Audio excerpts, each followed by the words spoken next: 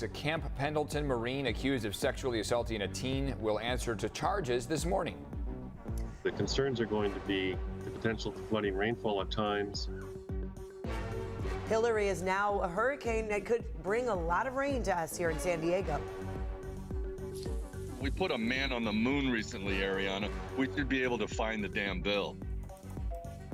Ooh, more people are dealing with water bill issues. We are working for you to find solutions. And itsy bitsy tarantulas.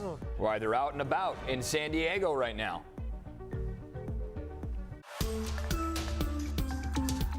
You're watching CBS 8 Mornings at 6. A Camp Pendleton Marine accused of sexually assaulting a 14-year-old girl after she went missing is scheduled to appear in court today. That hearing is just over 2 hours away. Thanks for joining us at 6 a.m., everyone. I'm Eric Conard.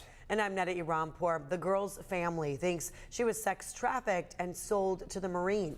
CBS 8's Chris Groh live at Camp Pendleton. That's where the court hearing is happening. Chris, what are some of the details? Yeah, and again, the details pretty disturbing as far as the allegations being made by military investigators, but also the allegations being made by the victim's family. They held a media briefing earlier this month. So we heard from the family. We heard from advocates that are working with them. Take a listen to what they had to say. The family is saying that they believe their relative was trafficked, potentially purchased, and then ended up in the Pendleton barracks.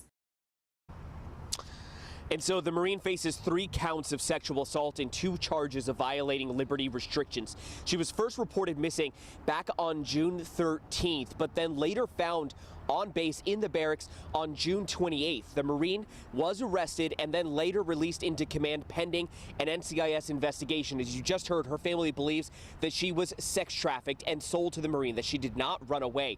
They also claim that military police interrogated the underage girl twice on base without permission from her guardian. In fact, according to a report in military.com, according to investigators, both the teenager and the Marine claim that they met on the dating app Tinder and that she pretended to be the age of 22. But as you just heard, the family is again saying that that is not the case, as well as what investigators are claiming. Now, we do not know the Marine's name. However, we do know that he belongs to the Combat Logistics Battalion 5, 1st Marine Logistics Group, headquartered here at Camp Pendleton.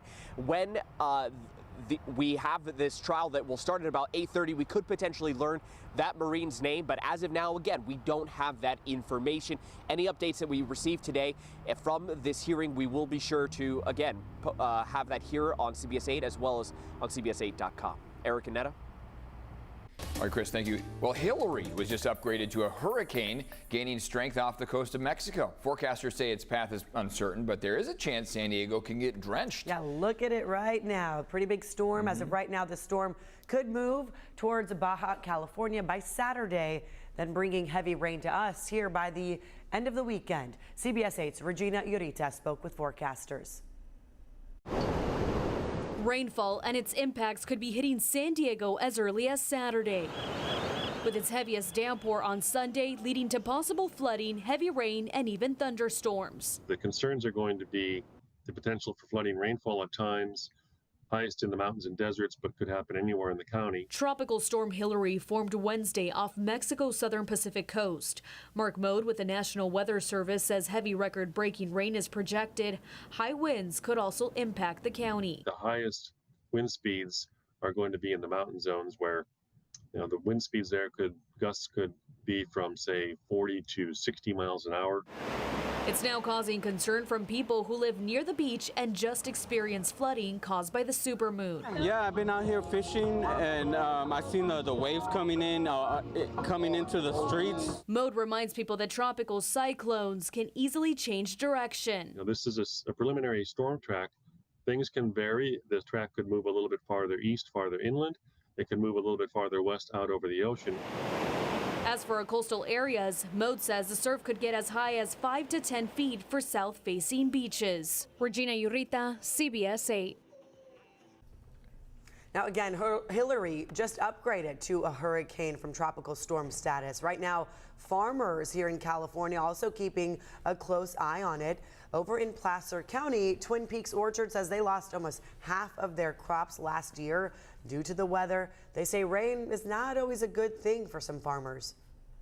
If you get enough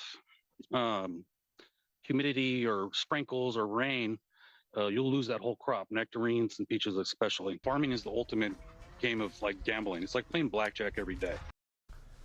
Oh, a little nerve-wracking. Oh, that's right. Yeah, right now it's still too early to tell if Hillary will impact that far north, Placer County outside of Sacramento. But here in San Diego, the most widespread rainfall forecasted from Sunday into Monday. To keep up with the latest forecast, the weather alerts while you are out and about, download the CBS 8 app from Google Play or the Apple App Store. Right now, we're going to send it over to meteorologist Evan Irani to check the very latest. You've been tracking this? Yeah, kind of interesting considering we still have a couple days before we're going to see any remnants, even the outer bands of Hillary. But in the meantime, we're dealing with excessive heat, humidity. Again. So many things that are still on the radar right now.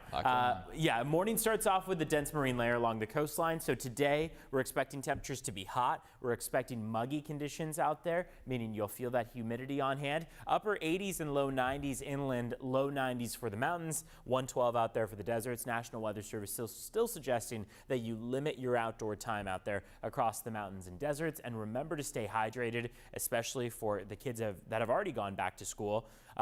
You should be packing plenty of water and some nutritious food so that they can stay hydrated and replenished on electrolytes. So let's take a look. Satellite radar showing how those clouds are building along the coastline. If you are part of San Diego Unified and headed back to school on Monday, well, we're going to say goodbye to monsoonal moisture that we saw kicked up across the mountains yesterday. Didn't really manifest close to the coast or inland, but the mountains saw plenty of storms. And we're going to switch gears from monsoonal moisture to tropical moisture. Tropical moisture that moves in is going to prompt a dramatic cooling trend as temperatures go from the upper 80s and low 90s down to the mid 70s by Monday. The brunt of Hurricane Hillary is going to arrive Sunday and Monday. By the time she arrives, she will be a tropical storm, a post-tropical cyclone in the process, but she no longer will be that Category 3 or Category 4 hurricane that some models suggest she will be over the open ocean. So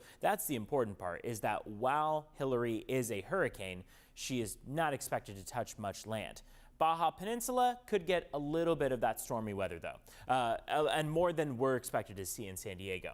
So chances for countywide rain, storms, thunderstorms. Saturday night is going to be the first initial wave of that outer band of moisture. Heaviest comes Sunday into Monday.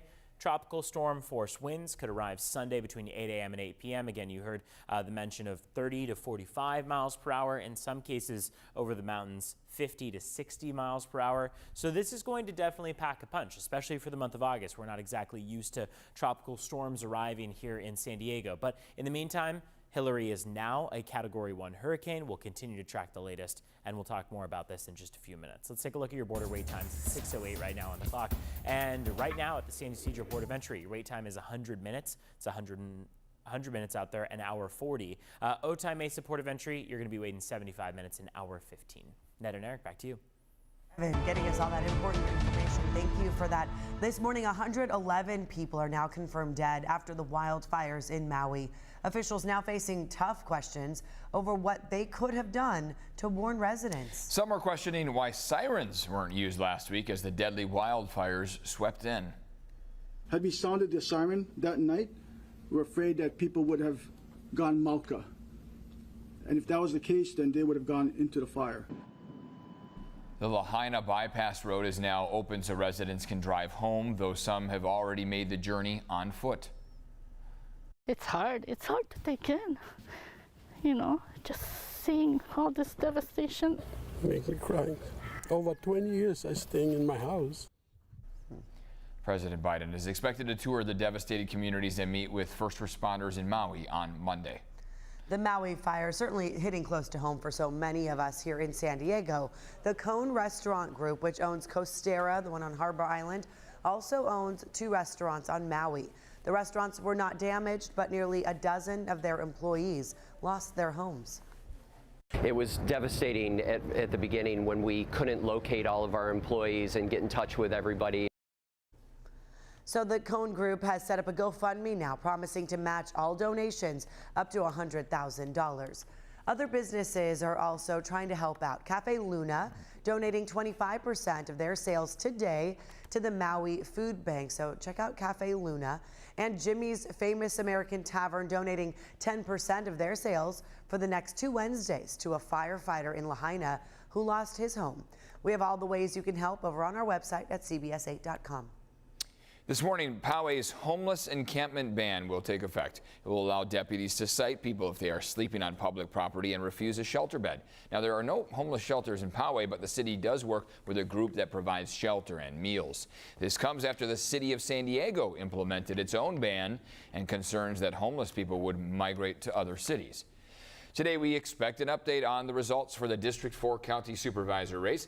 20,000 ballots are still outstanding. The Registrar of Voters says the next update will happen by 5 p.m. today.